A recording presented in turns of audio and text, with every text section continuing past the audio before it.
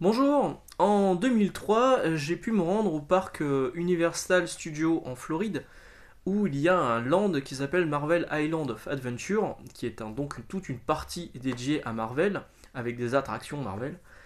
Et je me suis acheté ça, c'est ce dont je voulais vous parler aujourd'hui, mais on va parler d'abord un petit peu du parc. En fait, ce parc, il existe depuis des années, hein. En 99, ils ont ouvert cette partie Marvel Island of Adventure dans un parc Universal donc, et pas un parc Disney, parce que Disney rachètera Marvel que 10 ans plus tard, en 2009.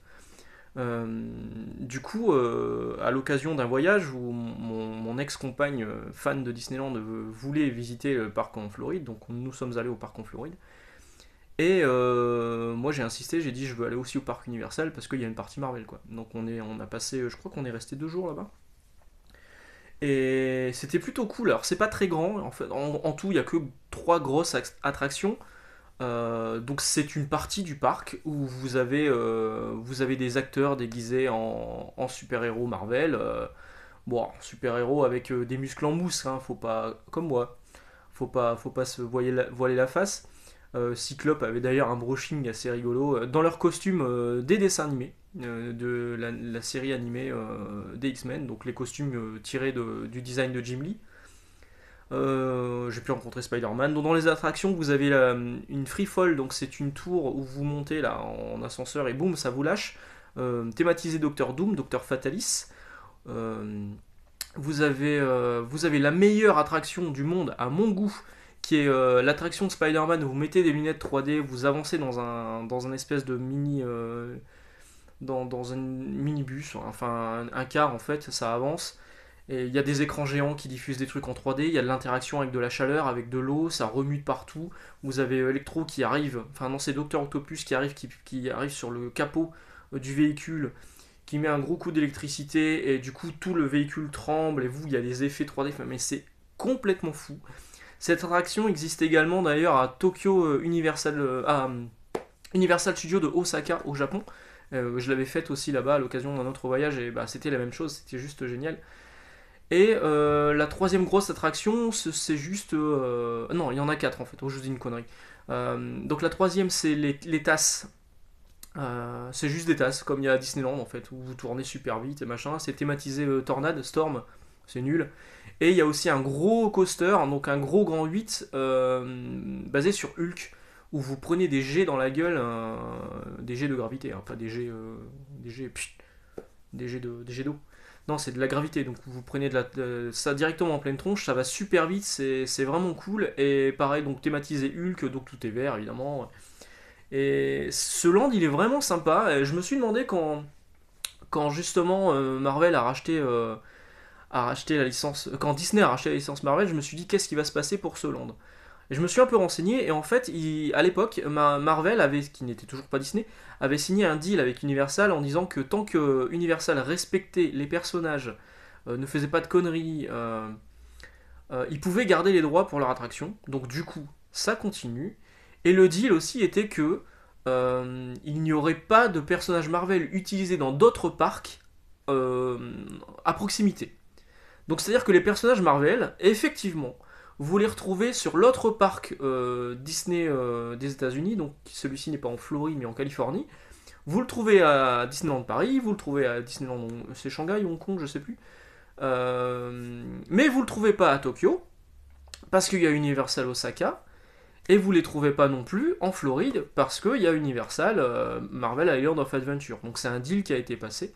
Bon, je pense qu'un jour, Disney va remettre du pognon sur la table pour acheter les droits, et du coup, peut-être que ça disparaîtra. Mais alors, ce qui était cool là-bas aussi, c'était le merchandising. Moi, j'ai acheté des t-shirts Spider-Man qui étaient super classe, qui depuis ne me vont plus, évidemment. Hein, 2003, j'ai un peu changé de gabarit depuis.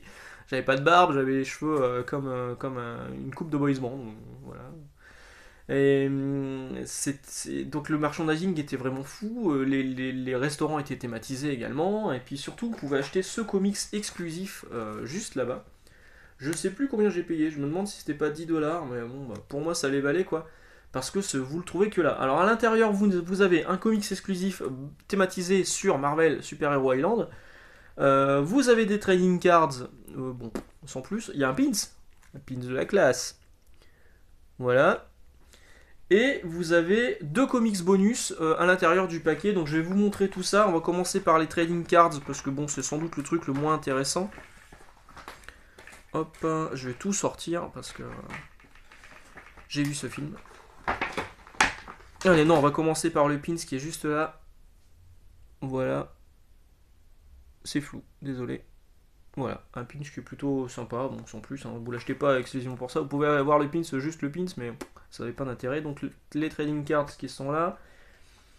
Moi j'ai eu Doctor Doom.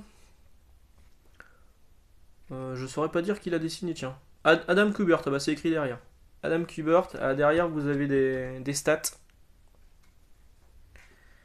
Adam Kubert toujours.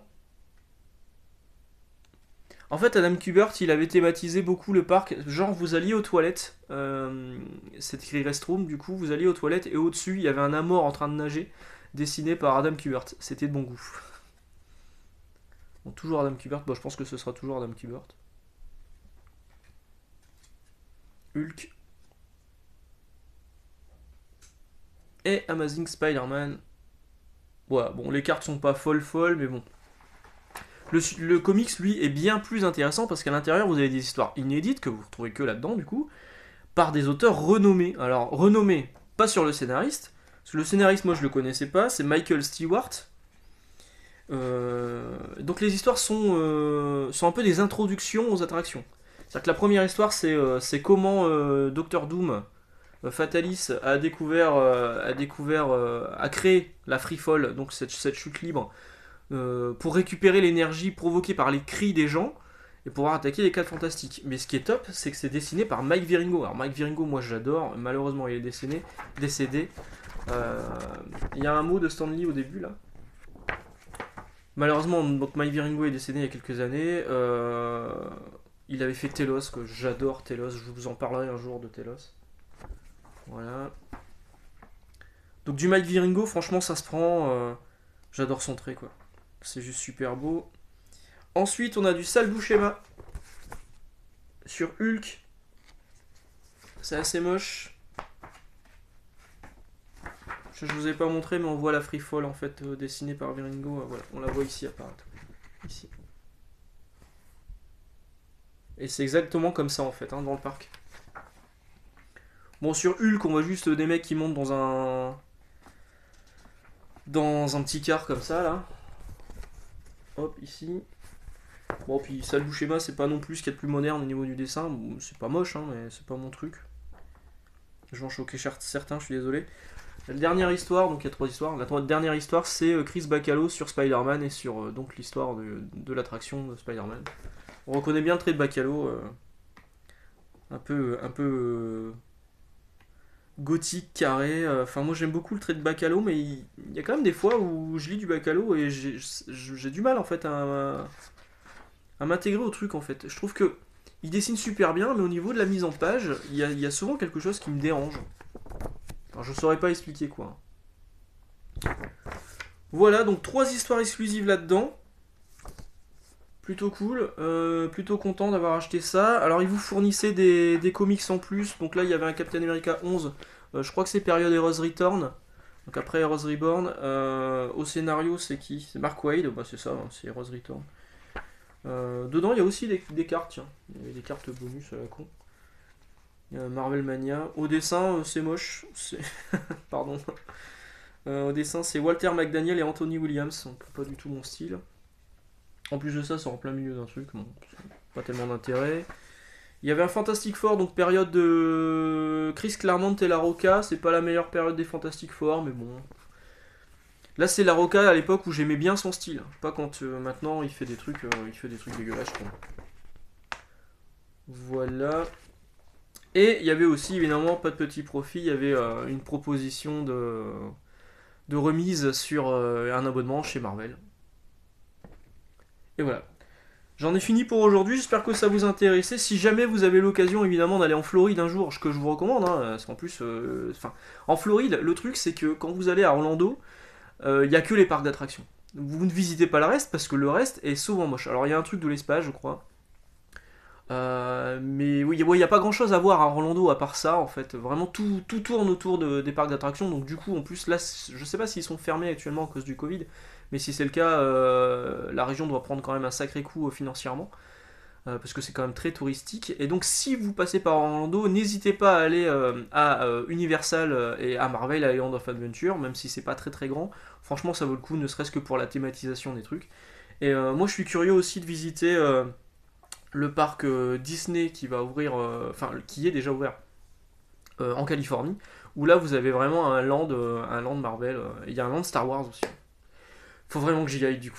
Voilà, sur ce, on se retrouve demain pour une prochaine vidéo. On verra bien de quoi on parle. Je me demande si ça sera pas.